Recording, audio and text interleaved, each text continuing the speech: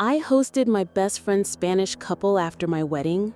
12 months later, my husband married her.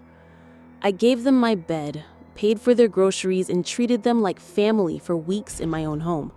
What I didn't know was that my husband was already planning his exit strategy, and she was going to be his ticket out. While I was being the perfect hostess, he was being the perfect predator.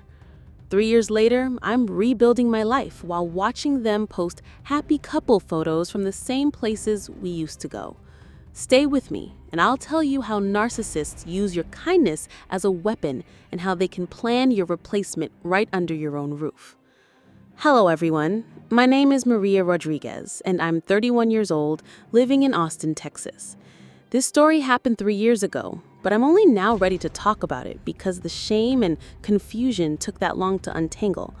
When I was Googling, husband left me for house guest at 3 a.m. crying in my empty apartment, I couldn't find anyone who'd been through what I had. If you've ever felt like your generosity was taken advantage of, if you've questioned whether you were too nice, or if you're wondering how someone you loved could betray you so coldly, this story might help you understand that it was never about you being too much of anything. It was about them being too little of everything. It all started with what I thought was going to be the happiest time of my life. March 15th, 2019, my wedding day to Jake Thompson, the man I'd been with for 4 years. We'd met at a marketing conference in Denver, and he'd swept me off my feet with grand gestures and intense attention that felt like the movies. Looking back now, I can see it was love bombing, but at 28, I thought I'd found my soulmate. The wedding was everything I dreamed of. 150 guests, a venue overlooking Lake Travis, and Jake looking at me like I was the only woman in the world. Among our guests were my close friend Carmen Morales and her boyfriend Miguel Santos. I'd met Carmen during my study abroad program in Madrid 3 years earlier. We'd stayed in touch through social media and video calls, and she'd become one of my closest friends despite the distance. She was this vibrant, confident Spanish woman with long dark hair and an infectious laugh that could light up any room. Miguel was quieter, more reserved, but they seemed happy together and had been dating for 2 years. The plan was simple. Carmen and Miguel would stay in Austin for 10 days after the wedding, staying at a hotel downtown, and we'd show them around Texas before they flew back to Barcelona. But the night of our wedding reception, as Jake and I were saying goodbye to guests, Carmen approached us looking distressed. "Maria, I'm so sorry to bother you on your wedding night," she said, her English tinged with that Spanish accent that everyone always complimented. "The hotel, they made a mistake with our reservation. They're trying to move us to something an hour outside of the city, and our flight isn't until next Friday." Before I could even process what she was asking, Jake jumped in with that charm that had won me over 4 years ago. "Absolutely not," he said, putting his arm around both of us.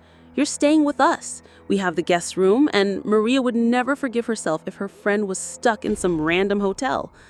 I should have felt happy about his generosity, but something felt off. Maybe it was the way he made the decision without even looking at me, or maybe it was how quickly he offered. But I pushed the feeling down because this was Jake, my brand new husband who was just being kind to my friends. "Are you sure?" I asked.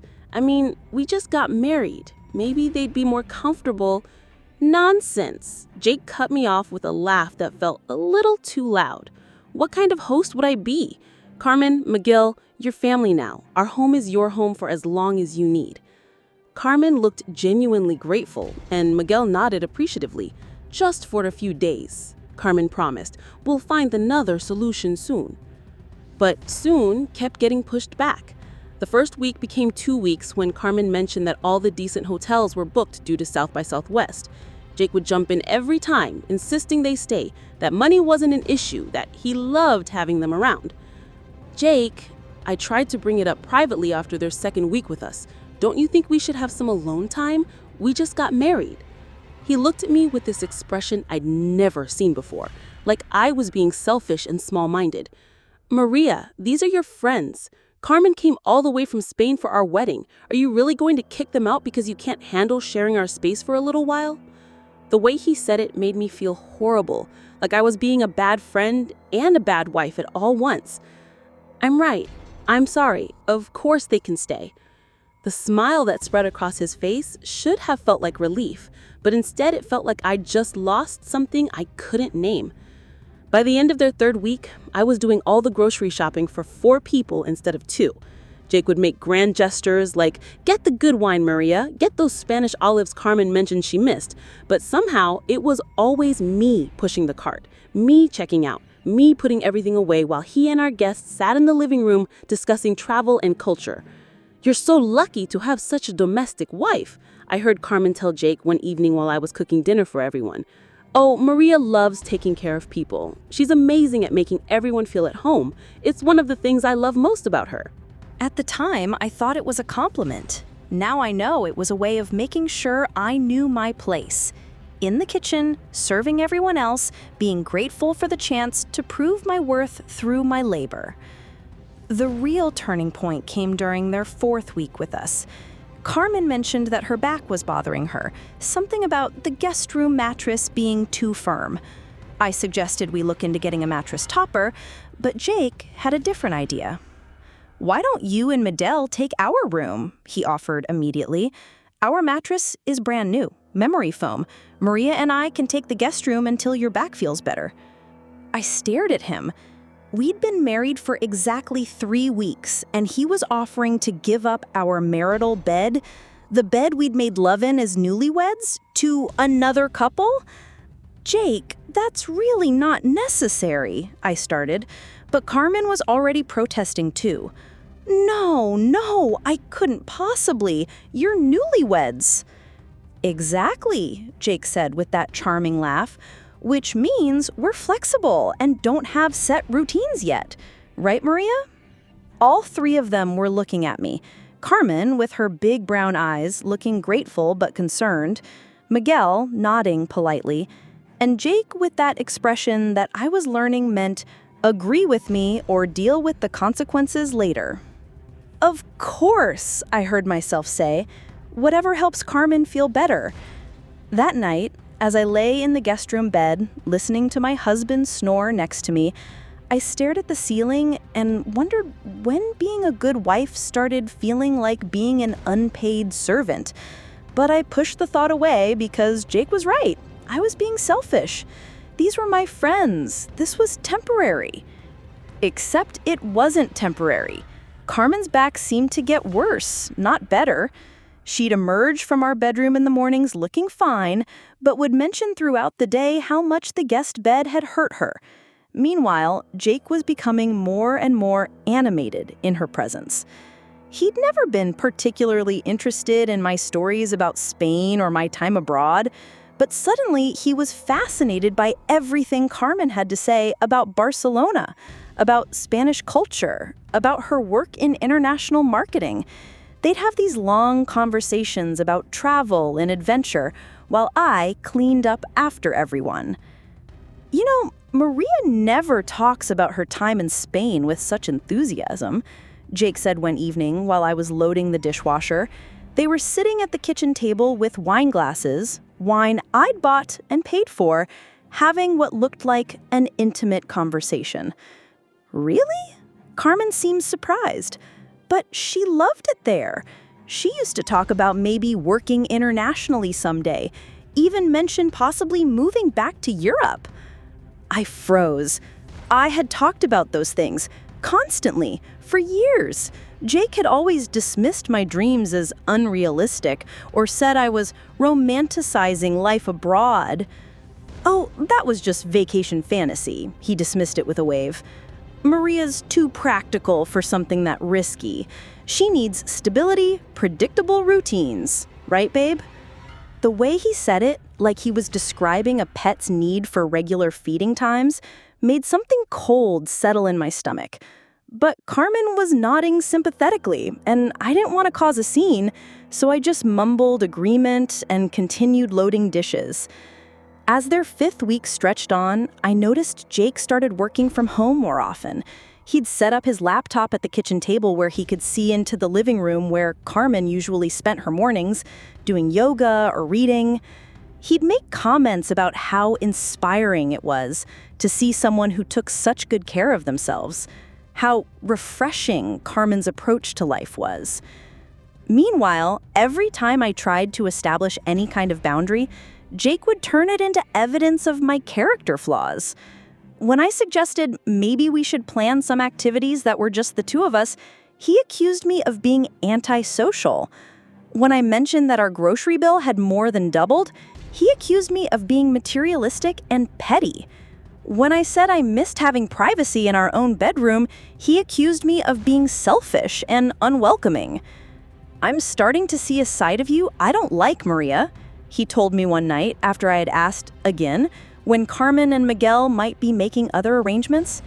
Marriage isn't supposed to make you smaller and more controlling. It's supposed to make you more generous, more open to new experiences. I remember lying there that night in what had become a semi-permanent arrangement in the guest room, wondering if he was right. Was I becoming someone smaller?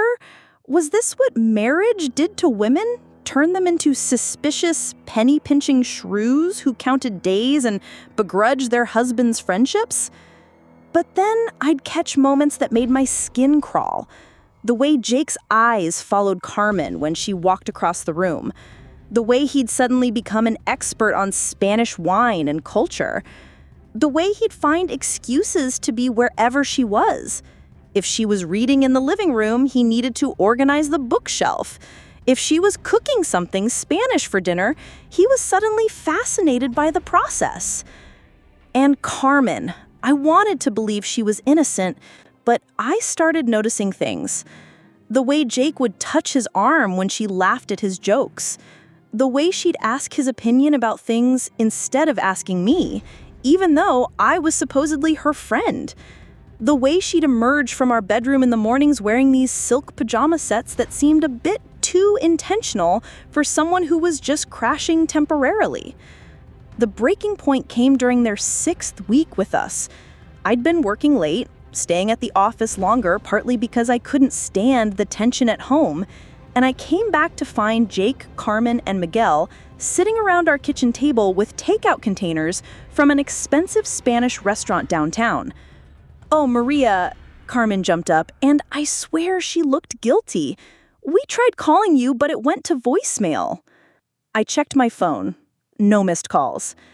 "We decided to try that place you mentioned," Jake said casually, not meeting my eyes.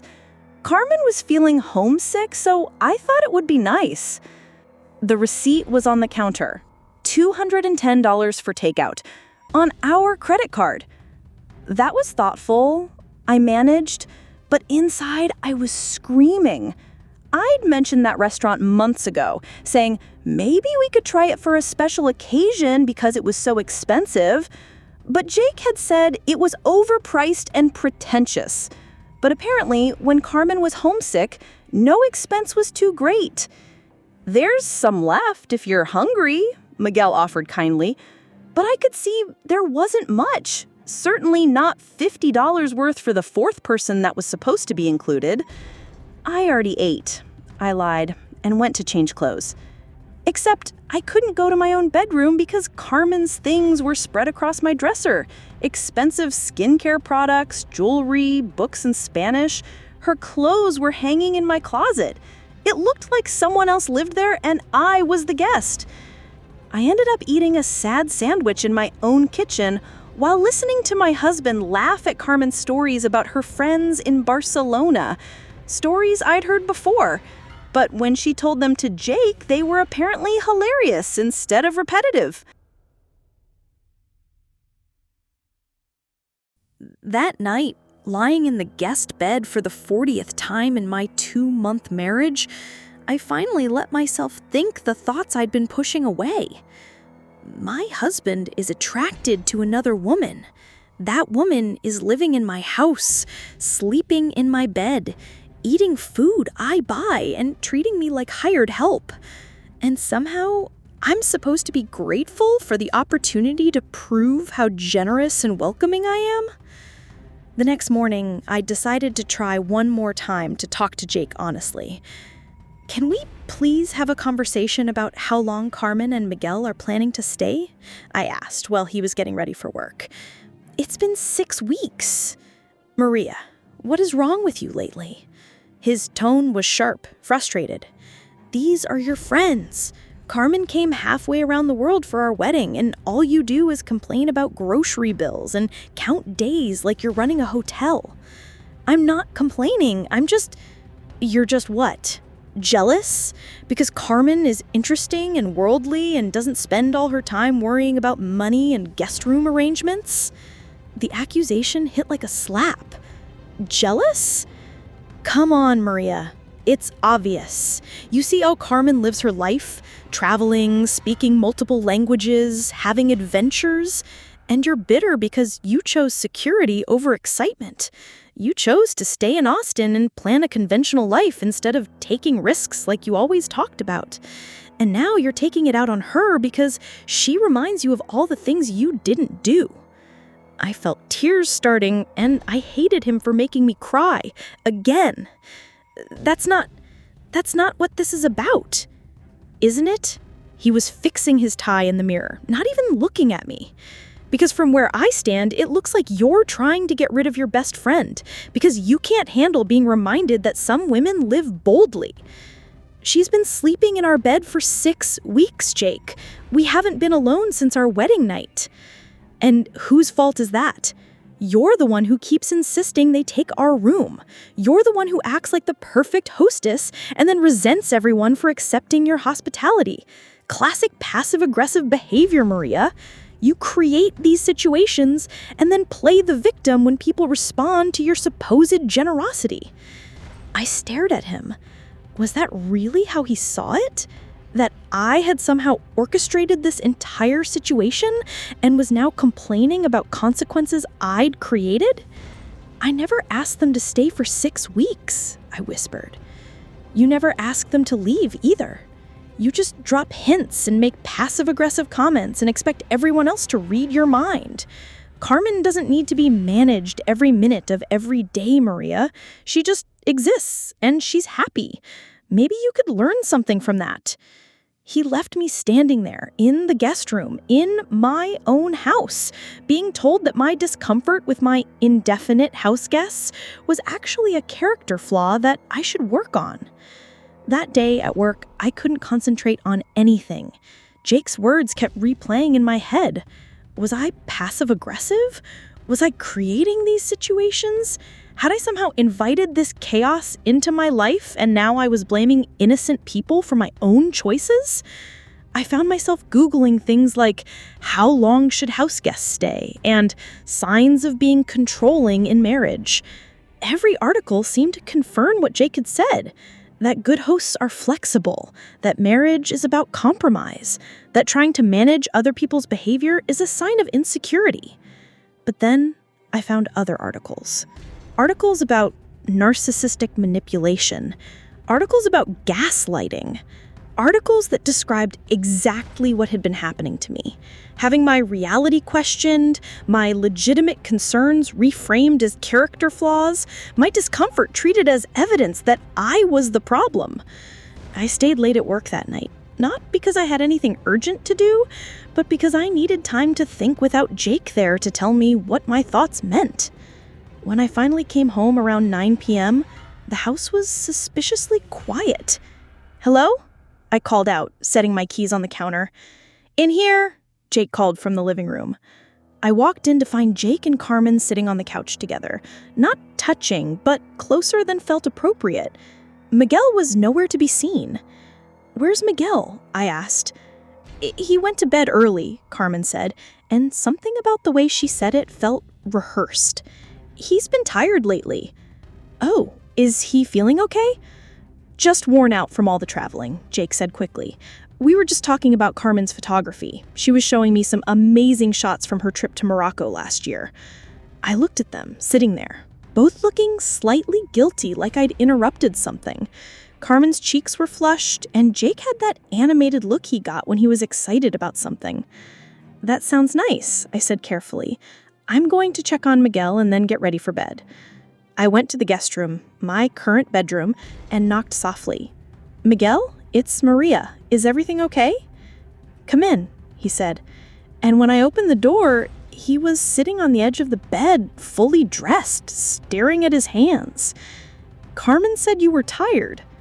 He looked up at me, and there was something in his expression that made my stomach drop. Maria, can I ask you something? Of course. Do you think Carmen and Jake seem close? The question hung in the air between us, and I realized that Miguel had been seeing exactly what I'd been seeing. And if Miguel, who loved Carmen and wanted to trust her, was asking this question, then I wasn't crazy. I wasn't jealous or controlling or passive-aggressive. Why do you ask? I said carefully. She talks about him constantly, Miguel said quietly. Every conversation somehow becomes about something Jake said or something Jake thinks.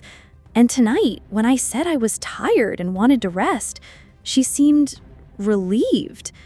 Like she wanted me to go away so she could be alone with him. We stared at each other. Two people who were starting to realize that our respective partners were having some kind of emotional affair right under our noses. In my own house. In my own bed. Miguel, I said carefully, how are things between you and Carmen generally? Complicated, he admitted. We've been together for 2 years, and before this trip, I was planning to propose when we got back to Barcelona. But lately, she's been different, more distant. She talks about wanting more excitement in her life, more adventure. She says she's been thinking that maybe we settled into a routine too quickly. I felt sick. She said that? Not directly to me, but I overheard her talking to her sister on the phone yesterday. She was speaking in Spanish, but I understood enough. She said she was starting to realize what she'd been missing, that sometimes you don't know what you really want until you see it in front of you. I sank down onto the bed next to him, and we sat there in horrible solidarity. Two people who were being replaced in real time and gaslit into thinking we were imagining it. What do we do? I whispered. Miguel was quiet for a long moment. Then he said, I think I know what's going to happen. Carmen has been asking me about lease agreements in Barcelona, about whether long-distance relationships work, about whether I'd be willing to move somewhere new for love. I thought she meant move for us. But now, I think she's been planning to stay here. The room started spinning. She can't stay here. She doesn't have a work visa. She's been researching spouse visas, Miguel said quietly. I saw it in her browser history when I borrowed her laptop to check my email. I thought I might throw up. Spouse visas. Carmen was researching how to marry an American while sleeping in my bed, while eating food I bought, while I was being told that my discomfort was a character flaw. Miguel, we have to... But I didn't know what we had to do. What do you do when you discover that your spouse and your house guest are planning your replacement? I'm going back to Barcelona, Miguel said suddenly. Tomorrow. I can't watch this anymore. But what about Carmen? Carmen has made her choice. She just hasn't told me officially yet. He looked at me with something that might have been pity.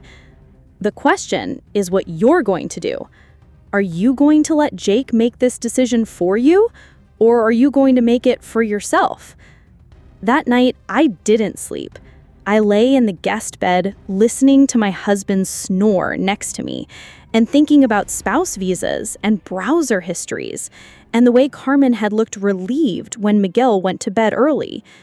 In the morning, Miguel announced that he had to return to Barcelona immediately due to a work emergency. Carmen looked devastated, but not in the way someone looks when their boyfriend has an unexpected crisis. She looked like someone whose carefully laid plans had been disrupted. But Miguel, your flight isn't until next week, she said, and there was something almost desperate in her voice. I can change it, Miguel said simply. These things happen. I should come with you.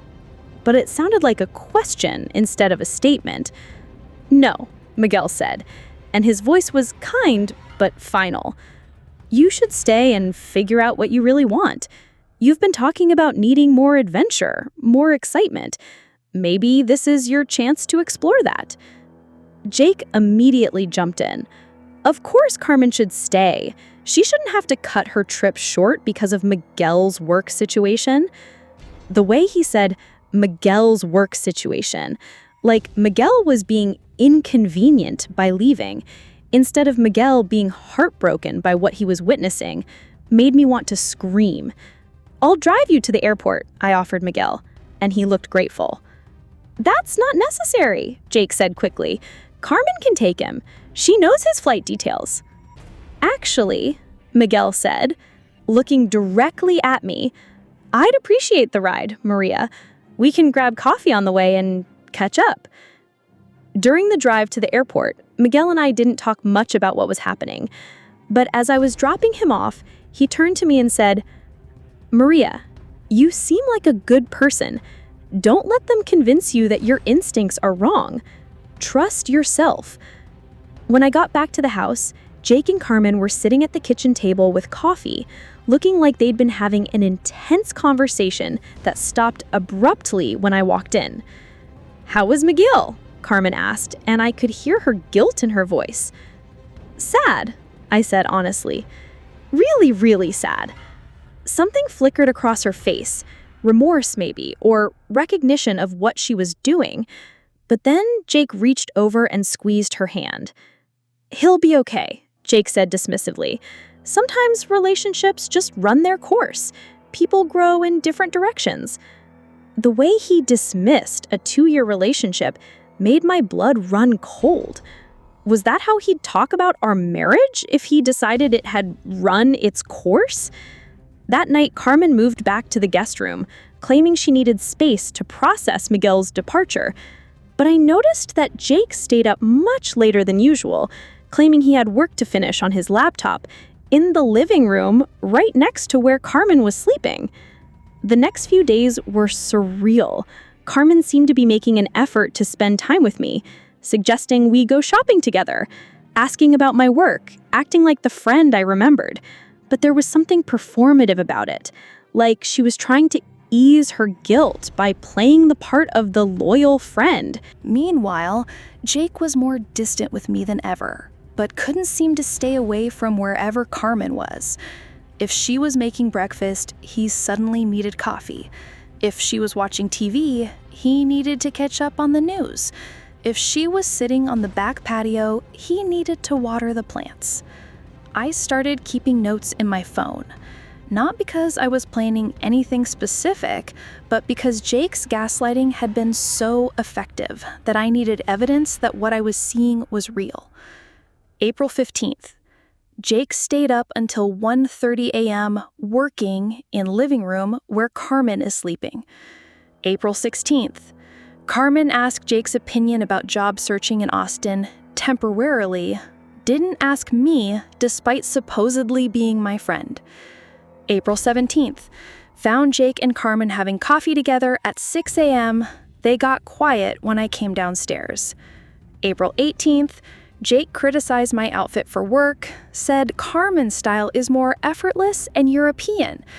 Reading those notes back now, it seems so obvious. But when you're living in it, when someone you love is telling you that your perceptions are wrong and your concerns are character flaws, you start to doubt everything you see and feel. The end came suddenly, about 7 weeks after the wedding. I came home from work on a Thursday evening to find Jake and Carmen sitting very close together on the couch, her head on his shoulder, his arm around her. They jumped apart when they heard my key in the door, but not quickly enough. "Hi," I said, and my voice sounded strange even to myself. "Hi, babe," Jake said, and he sounded overly cheerful. Carmen was just upset about Miguel being gone. I was comforting her. Carmen's eyes were red, but she didn't look like someone who'd been crying about a lost love. She looked like someone who'd been caught doing something she knew was wrong. "I think I need some air," I said, and walked straight back out of my own house. I drove aimlessly for an hour, And then I did something I hadn't done since college. I called my sister Lauren. "Maria, what's wrong?" She could hear it in my voice immediately. "I think my husband is in love with someone else," I said. And hearing the words out loud made them real in a way they hadn't been before. "What? Jake?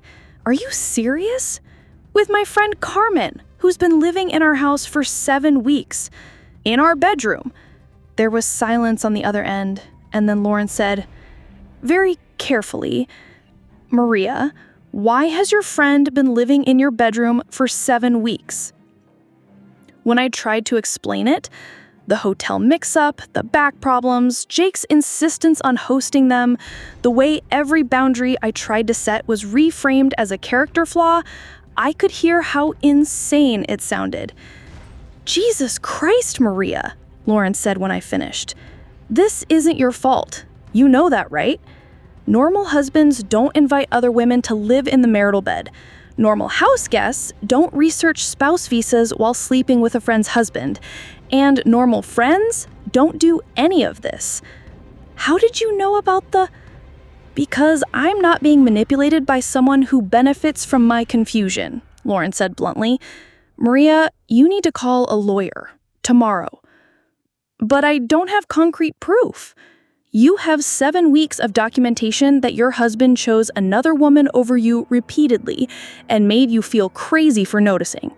You have a woman living in your house who's researching how to marry Americans. You have a marriage that ended the moment Jake offered your bed to another woman. That night, I didn't go home. I got a hotel room, ironically at the same chain where Carmen and Miguel were originally supposed to stay, and I tried to figure out what came next. Jake texted me at 11 p.m. "Where are you? Carmen is worried." I almost laughed. Carmen was worried. I texted back, "Getting some space to think." "Think about what? Come home, we need to talk." "I think you and Carmen are the ones who need to talk. I'll come by tomorrow for clothes." There was a long pause, and then, "Maria, you're being dramatic. Nothing happened." "Yet," I typed back. Nothing happened yet. I turned my phone off after that. The next morning, I called in sick to work and found a divorce attorney. Then I went home at a time when I knew Jake would be at work.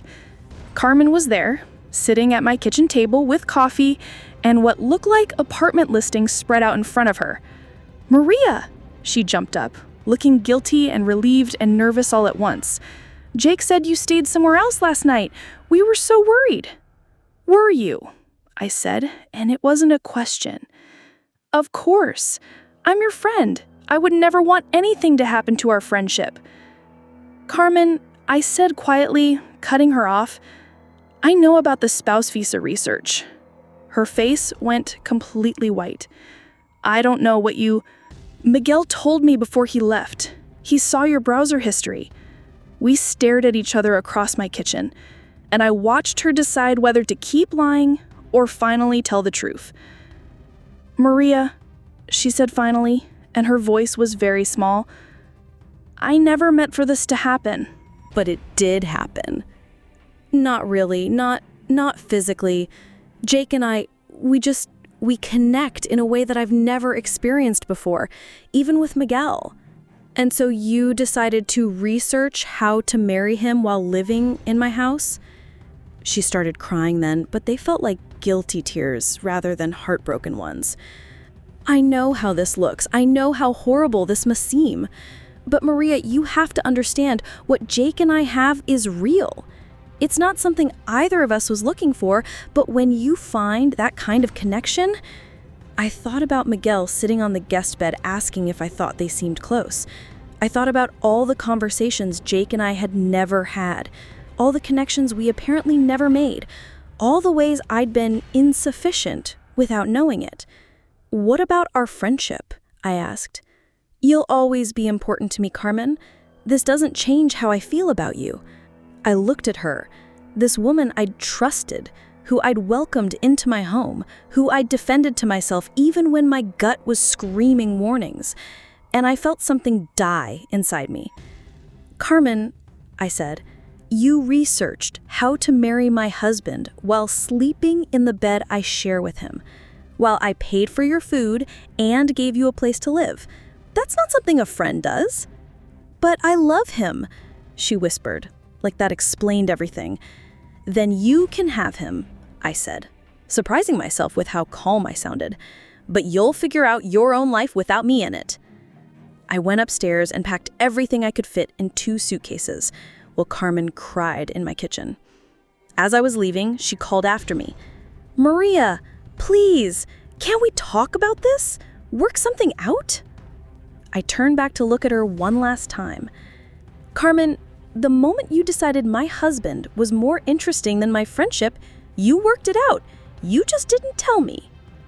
The divorce took 14 months. Jake tried everything, claiming I was overreacting, that nothing physical had happened, that I was destroying a marriage over jealousy and insecurity. He painted himself as the devoted husband whose wife couldn't handle him having female friends. But I had a good lawyer, and I had months of documentation. And eventually, Jake's attorney had to turn over text messages between Jake and Carmen that made their intentions clear. Messages that showed they'd been planning a future together while Jake was still married to me. The house had to be sold. Jake couldn't afford the mortgage on his own, and I wasn't about to keep paying for the place where my marriage had died. Carmen's immigration situation was complicated. She couldn't just divorce Miguel and immediately marry Jake. There were waiting periods, background checks, interviews designed to determine if their relationship was legitimate. The process took almost 2 years. During that time, I moved into a small apartment downtown and focused on rebuilding my life. I made new friends, got promoted at work, started therapy to understand how I'd let someone convince me that my reality was wrong. My therapist helped me understand that Jake's behavior fit a pattern called narcissistic abuse. The love bombing at the beginning of our relationship, the grand gestures that looked generous but actually served his purposes, the way he'd gradually trained me to doubt my own perceptions by reframing my legitimate concerns as character flaws. Narcissists don't just want what they want.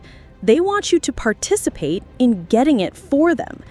Jake didn't just want Carmen, he wanted you to welcome her, house her, feed her, and give up your own comfort so she could be available to him. He wanted you to be complicit in your own replacement.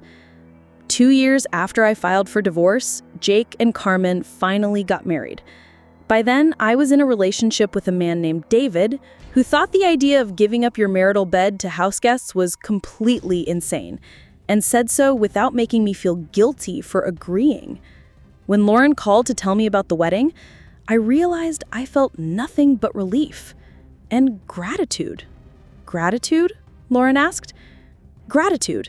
They showed me exactly who they were before I wasted more years trying to make it work, before we had children together, before I invested more of my life in someone who saw manipulation as a normal way to get what he wanted.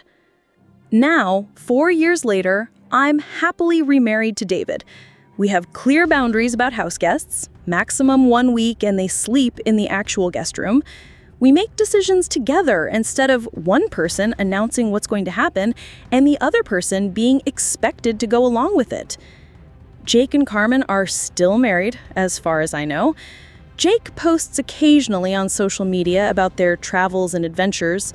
They look happy, but I understand now that looking happy and being happy aren't the same thing, especially when your relationship is built on the ability to betray other people. About 6 months ago, I got an unexpected call from an unknown international number. When I answered, I heard a familiar voice. "Maria? It's Carmen." My first instinct was to hang up, but curiosity won. "What do you want, Carmen?" "I know I have no right to call you. I know what I did was unforgivable, but I needed to hear a friendly voice, and you were always the person I talked to when things got difficult." The irony wasn't lost on me. She destroyed our friendship to be with Jake, and now she wanted emotional support about being with Jake. "Carmen, I'm not the right person for this conversation." I know. But Maria, marriage to Jake isn't what I thought it would be. I was quiet, waiting. He's controlling. He questions everything I do, everywhere I go. He says I'm too emotional, too dramatic. When I try to talk about problems in our relationship, he tells me I'm creating issues where none exist. I felt a chill of recognition. Jake was doing to Carmen exactly what he'd done to me. The gaslighting, the reality distortion, the constant message that her feelings were wrong and her perceptions were flawed. And Maria, he talks about you sometimes. He says I'll never be as organized as you were, as good at managing the household. But then when I tried to be more organized, he says I'm being controlling like you were. There it was, the way narcissists rewrite history to serve their current needs. Now I was simultaneously the inadequate ex-wife and the controlling woman Carmen should avoid becoming. Carmen, why are you telling me this? Because I'm starting to understand that what happened between us, it wasn't really about love. It was about Jake wanting something new and exciting and me wanting adventure and escape. But now that we're married, now that it's real life instead of a fantasy, he doesn't need to be charming anymore. It was a remarkably clear assessment of what had actually happened. I destroyed our friendship for someone who saw me as a conquest. And now I'm married to someone who manipulates me the same way he manipulated you. Except I don't have you to call when I need to talk to someone who understands.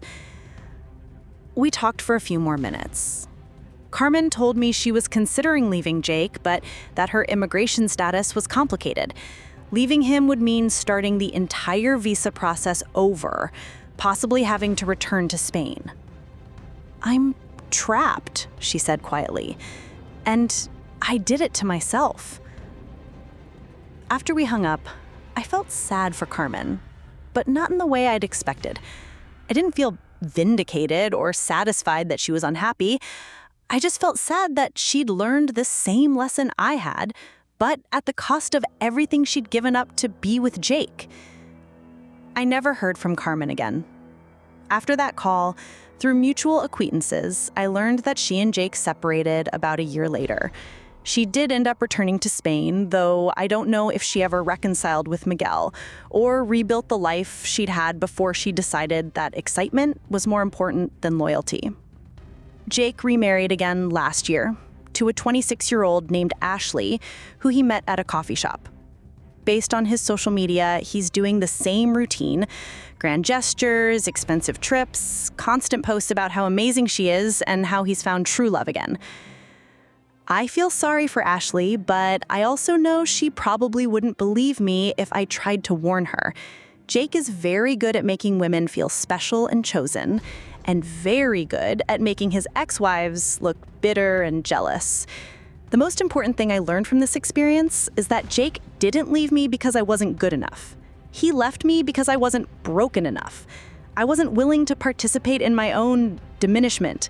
I wasn't willing to call his manipulation love or his control caring. Carmen didn't steal my husband, she saved me from him. Now when I look back at that time, I see it clearly. A man who used my kindness against me, who made me complicit in hosting his emotional affair, who convinced me that my normal reactions to abnormal situations were character flaws. But I also see a woman, me, who eventually trusted her instincts over someone else's version of reality, who chose her own well-being over keeping the peace, who learned that sometimes the best thing that can happen is losing something you thought you couldn't live without. If there's one thing I want other women to understand from my story, it's this: your discomfort is information. When something feels wrong, it probably is wrong, even if you can't prove it. Even if the person you love tells you you're being dramatic or controlling or jealous. Your boundaries aren't character flaws. Your need for respect and consideration isn't too much to ask, and your kindness should never be used as a weapon against you. I hosted my friend and her boyfriend after my wedding because I wanted to be generous. What I learned was that some people will take your generosity and use it to justify taking everything else from you too. But I also learned that surviving isn't just about getting out of bad situations. It's about learning to recognize the red flags before you're in them again. It's about building a life where your worth isn't dependent on how much you're willing to sacrifice for people who don't have your best interests at heart. Today, David and I are planning our second anniversary celebration.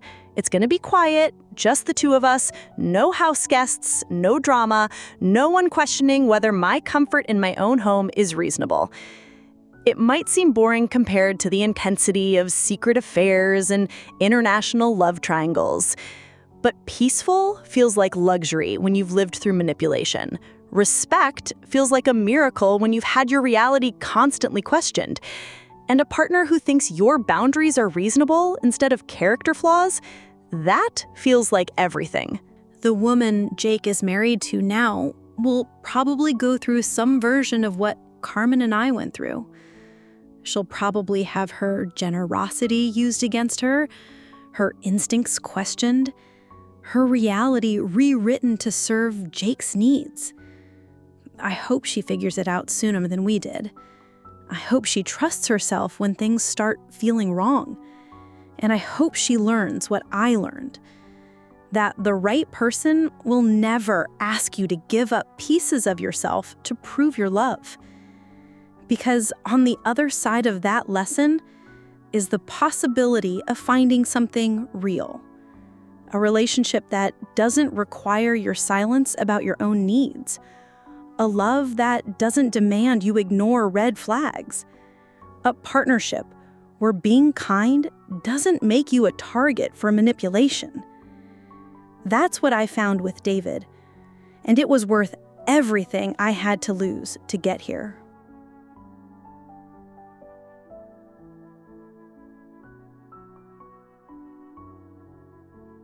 And so, this story comes to an end, but the pain it carries is real and lasting.